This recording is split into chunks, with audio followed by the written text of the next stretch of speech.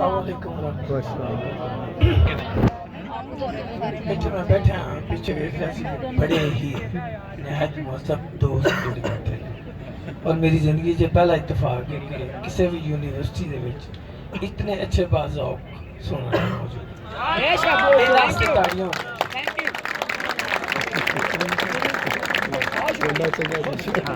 मैं खुदा ताला दा शुक्रगुजार हाँ कि मैनू पंजाब दे विच और पंजाब दे गढ़ विच बिलखसूस सांदल बाग दे विच इत्तफाक होया पढ़न दा चाहूँ कि मुख्तसर फरमा रहे हैं बिस्मिल्लाह ते मैं कोशिश करांगा मुख्तसर ही होएगा इतने प्यारे दोस्तों दे विच कलाम पढ़ना भी बड़ी गल है और स्पेशली तौर पर मैं दिल दरिया पाकिस्तान तंजीम का शुक्रगुजार हाँ कि इन्होंने अपनी मोहब्बत का इजहार करते हैं चुप दी बिल्कुल अवार्ड तो नवाजा अल्लाह ताला इस तंजीम को हमेशा आबाद रखे चंद शेर अर्ज करांगा बिस्मिल्लाह नॉर्मल तो बहुत ज़्यादा टाइम ले लिया अगर इजाज़त हो बिस्मिल्लाह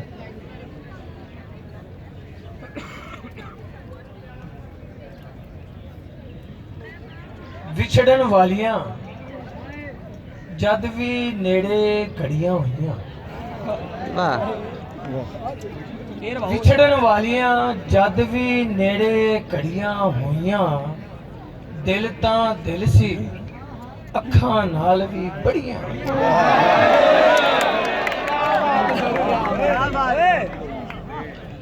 विछड़न वालियां जद भी नेड़े घड़ियां हुईयां दिल तां दिल सी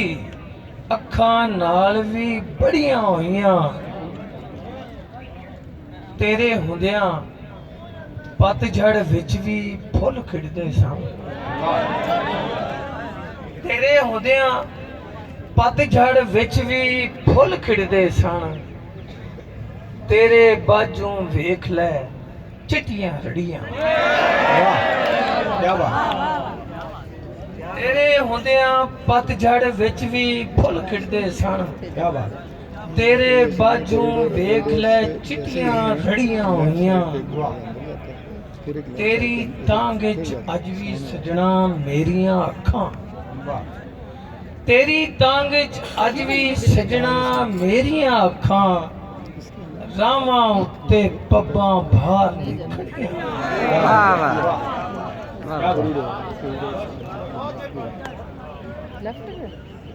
अज भी तेरा मुख नहीं दिसया शामा तिकर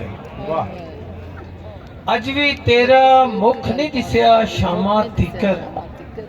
अज भी अखां मेरे नाल न लड़ियां मकता है कि एक भी लीक नहीं ओदे घर नूं जांदी अजद एक भी लीक नहीं ओदे घर नूं जांदी अमजद खबरे किन्ने हथ दियां लीकां फड़ियां एक भी लीक नहीं ओदे घर नूं जांदी अमजद खबरे किन्ने हथ दियां लीकां फड़ियां विछड़न वालियां जद भी नेड़े घड़ियां दिल तां दिल सी अखां नाल बड़ियां बहुत शुक्रिया अमजद शाकर साहब की मोहब्बतों का शुक्रिया।